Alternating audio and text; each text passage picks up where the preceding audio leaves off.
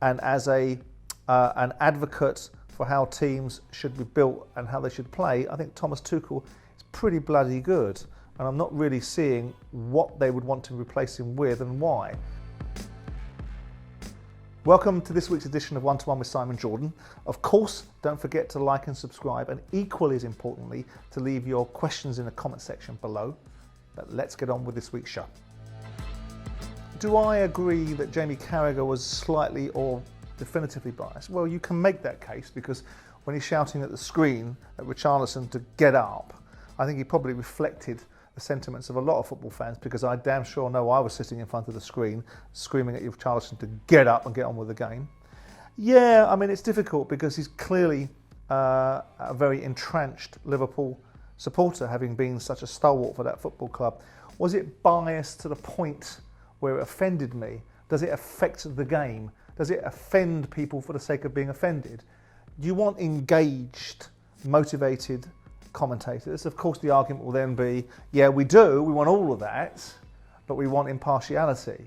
I didn't take it away from that. I laughed because I could see in the background people was getting outraged because Jamie was very partisan in his response. It was a bit like listening to Harry Carpenter when Frank Bruno fought Mike Tyson, and when Frank Bruno hit Tyson, he was going, "Go on, Frank!"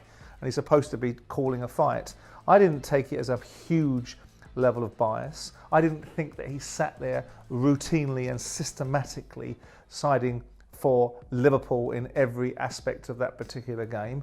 I just thought it was a person that was reflective of his real character. He's a Liverpool person. He supports Liverpool in these occasions because he's played for Liverpool so many times.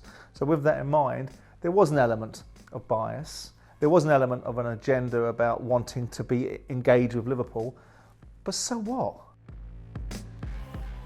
Thomas Tuchel has had a couple of challenges this season. One of them is the ownership situation, which I don't ever want managers or players to use as an excuse. Players shouldn't ever use it as an excuse because it doesn't affect them.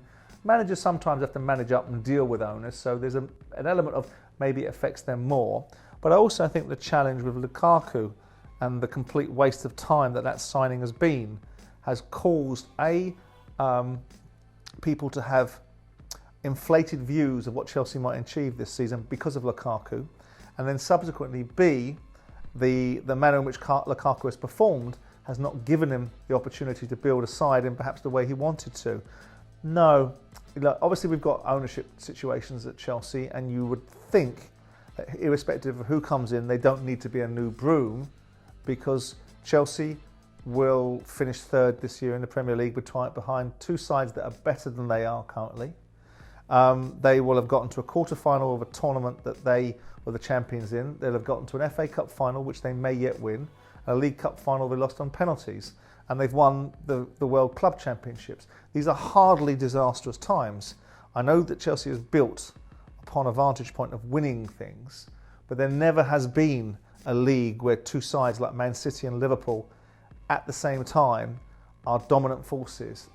And Chelsea, who are a strong side in another guise, might have found themselves winning leagues without the competition of an elite teams like Liverpool and Man City. So I don't think, well listen, you can never put anything past football.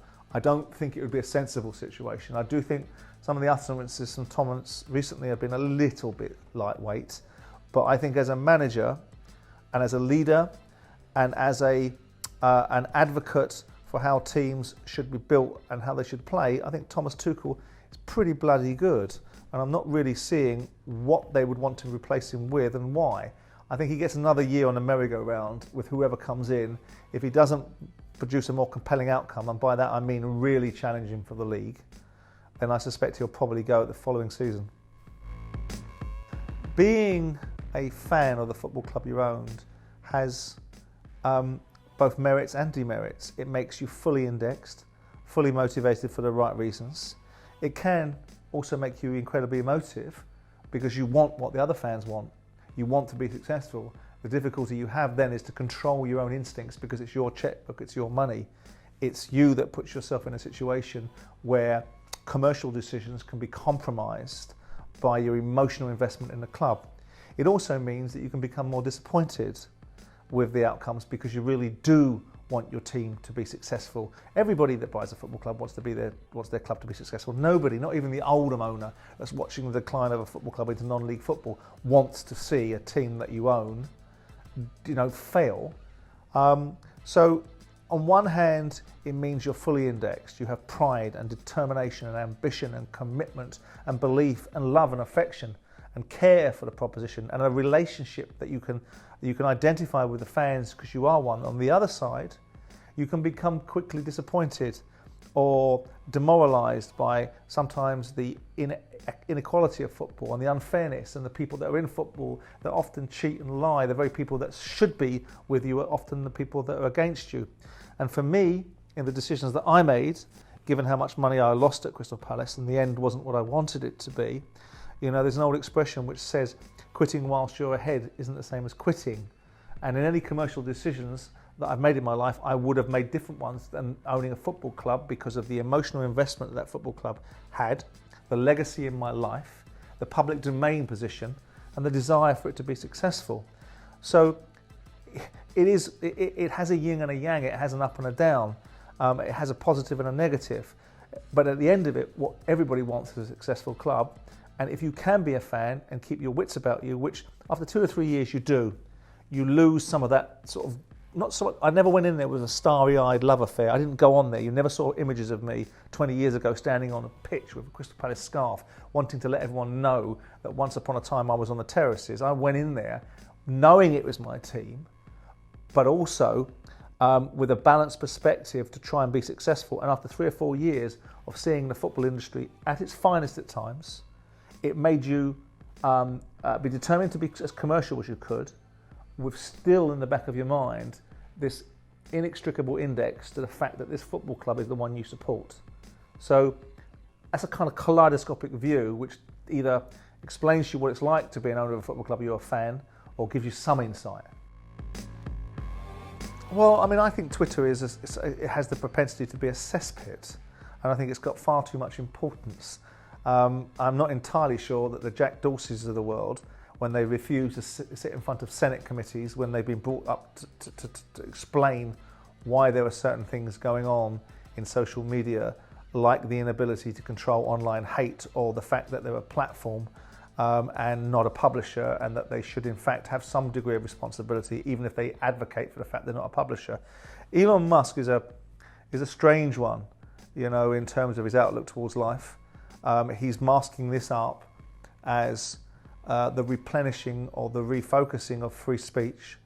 Well, then I assume we'll see people like President Trump back on Twitter, because currently, if you're on Twitter, you can be a Russian leader invading a country, committing genocide, and have a Twitter account, but you can't be the former president of the United States. So I don't know whether it's a force for good. It's taking it out of one kleptocrat that didn't make any money in Jack Dorsey, and the business didn't actually make any money besides having a huge investment behind it, and bringing it into another that has strange motivations at times.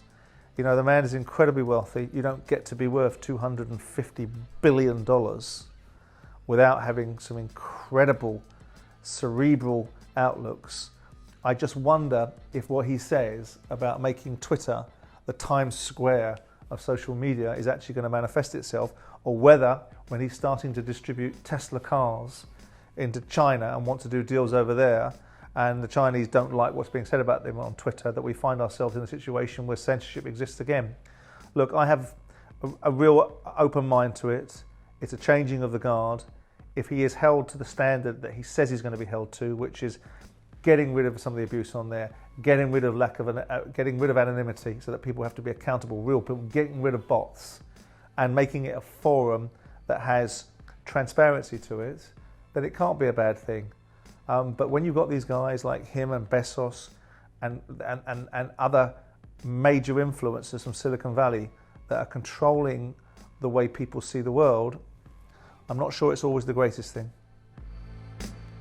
I think there's a mixed bag of clubs. I've always, having owned a London football club and a Londoner, and I'm unashamedly a Londoner. London to me is the greatest city in the world. But in owning football clubs, you find sometimes in towns like Leeds or Sheffield, where the club, or even Newcastle in the Premier League, of course, where the club is so fundamental to the community that whatever you want to do with that football club, you're being supported on. I remember at Palace when I tried to build a 60 by 40 indoor surface on the training ground, all I did was get blocked for my youth development, and eventually I had to find a way through it, which resulted in me being very heavy-handed legally. But if you go to other parts of the country, they couldn't help you fast enough to be able to help the football club aspire and move forward and be facilitatory in ensuring that the football club was best placed to be successful so that the community could live, thrive and survive to some extent through the deeds of their football club. So there was a variety. I looked at Portsmouth. I thought Portsmouth in 2012, I tried to buy Portsmouth. I looked at Portsmouth as a very good football club with good potential and a good fan base and an opportunity to build from there. Sunderland will always be, in my view, and I know they're going to hate this, Sunderland fans, in the shadow of Newcastle, and even more so now with the Newcastle ownership model. But of course, Sunderland coming back if they can get out of this miserable League One. And you know, as I said, there is a variety of reasons why a football club might be appealing. It's about where that club is at this moment in time, not where they once were before. So I'm not just going to pull clubs off the top of my head because once upon a time they might have been something recognisable. But I think the ones I've mentioned, specifically say Sheffield Wednesday, I would have said Leeds, categorically Leeds, when Leeds were outside of the Premier League, but Leeds should be, unless they get themselves in trouble this season, which I think they'll narrowly avoid, should be up and away. But if I was going back a year or two, I would have said Leeds all day. It's the clubs that have the energy and the vitality and the desire and a galvanisable fan base. Derby County, the problem with Derby is it's too expensive coming out of administration. Chris Kirchner will take that particular challenge and build from it. But there are a lot of clubs. And it depends what you want to achieve. If I was owning a football club again, it wouldn't be, with due respect to people like Darren McAntony at Peterborough, my desire to take them from League One and put them in the Championship, and that would be the end of my ambitions perhaps. I would have always wanted to push the envelope to go to the Premier League and be sustainable in there, as Palace have proven to be. So it's a club that has A, the fan base, B, the energy in the town, and C, the potential to give it an opportunity, not just beside my money, but the actual momentum of a club from the fan base upwards. Okay, that's it for this week on One-to-One. Now don't forget to let me know your views on Carragher, Tuchel and Elon Musk. Of course, keep liking and subscribing as we go for that 1 million subscribers. I get a bonus. No, I don't, but I wish I did. And of course, leave your questions in the comment section below, and I'll look forward to seeing you next week.